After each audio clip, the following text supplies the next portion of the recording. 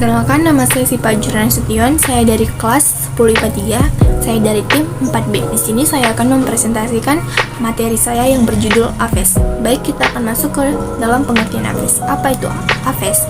Hewan Aves adalah nama lain dari burung. Burung adalah anggota kelompok hewan bertulang belakang yang memiliki bulu dan sayap. Jenis-jenis burung begitu bervariasi, mulai dari kolibri yang kecil dan dapat mengepakkan sayapnya dengan sangat cepat, penguin yang menyelam dengan sayapnya, hingga burung unta yang lebih tinggi dari manusia. Selanjutnya, struktur tubuh Aves terdiri, yang pertama, hampir seluruh tubuhnya ditutupi oleh bulu dan kakinya bersisi, yang merupakan ciri-ciri seperti reptil. Lehernya fleksibel dan tengkoraknya berhubungan dengan kondilus oksipital tunggal. Yang ketiga, otaknya relatif besar dengan korpora striata yang padat, yaitu bagian otak yang berfungsi untuk mengatur perilaku dan insting, dan lobus opticus, yaitu bagian otak yang berfungsi sebagai penglihatan besar. Yang keempat, rahang bawah terdiri atas tulang-tulang yang kompleks. Terdapat tulang auditory oxycli, yaitu tulang pendengaran. Yang kelima, suara yang dihasilkan dengan syrinx yang terdapat pada dasar trakea. Laring yang berada pada Aves tidak berkembang atau rudimenter dan tidak terdapat pita suara.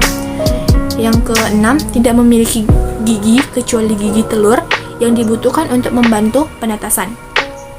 Yang ketujuh, tungkai muka bermodifikasi menjadi sayap sehingga burung bisa terbang.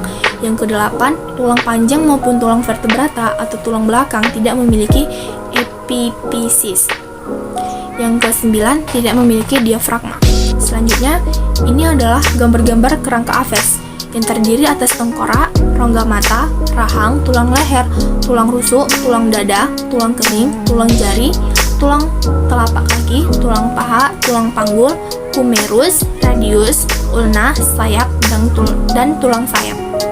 Selanjutnya, masuk ke dalam ciri-ciri Aves. Yang pertama, merupakan hewan triploblastik siala mata.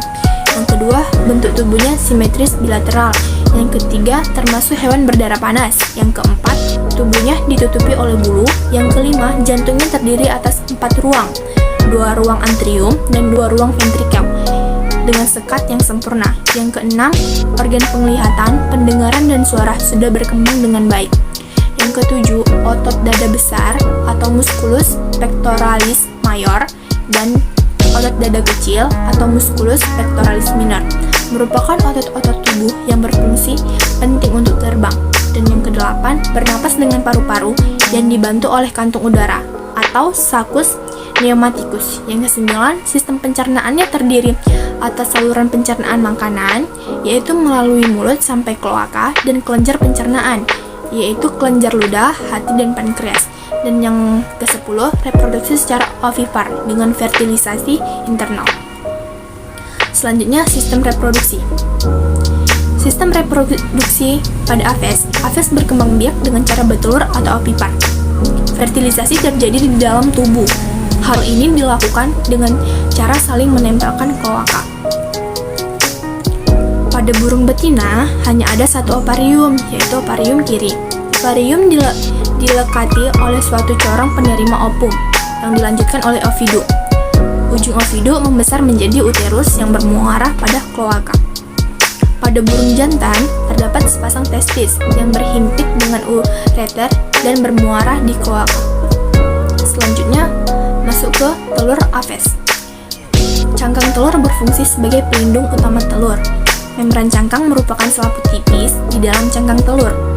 Rongga udara berfungsi sebagai sumber oksigen bagi embrio. Keping germinal, yaitu zigot atau sel embrio, merupakan calon individu baru. Kuning telur adalah cadangan makanan bagi embrio. Putih telur atau albumin berfungsi sebagai pelindung embrio bagi goncangan. Kalaza atau tali kuning telur berfungsi untuk menahan kuning telur agar tetap pada tempatnya. Selanjutnya kita masuk ke dalam pengelompokan Aves. Yang pertama ada ordo Galliformes, yaitu contohnya ada ayam buras, merak, kalkun, dan maleo.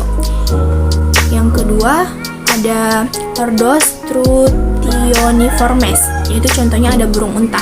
Yang ketiga ada ordo Casuariiformes, yaitu contohnya burung kasuari. Yang keempat ada ordo Apterigiformes, contohnya ada burung kiwi. Yang kelima ada ordo Reiformes, yaitu contohnya burung rea. Yang keenam ada ordo Anseriformes, contohnya ada entok, iti, angsa, dan belibis.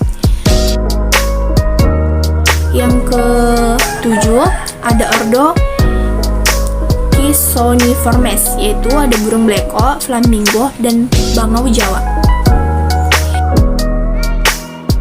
Yang kedelapan ada ordo Coraciformes, yaitu burung rangkong.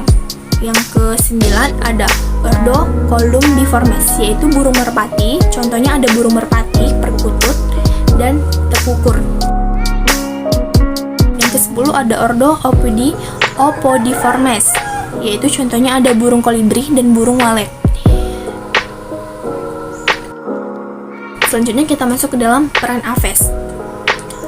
Yang pertama, daging dan telurnya menjadi sumber protein hewani. Yang kedua, telur ayam dan iti untuk ramuan obat-obatan atau bahan pembuatan kue. Yang ketiga, membuka lapangan pekerjaan. Yang keempat, untuk kesenangan, misalnya untuk dinikmati suaranya. Yang kelima, sebagai predator alami. Yang keenam, untuk bahan praktikum para siswa atau mahasiswa. Yang ketujuh, sebagai bahan industri, misalnya untuk membuat bola bulu tangkis. Yang kedelapan, burung dilatih dan dilombakan.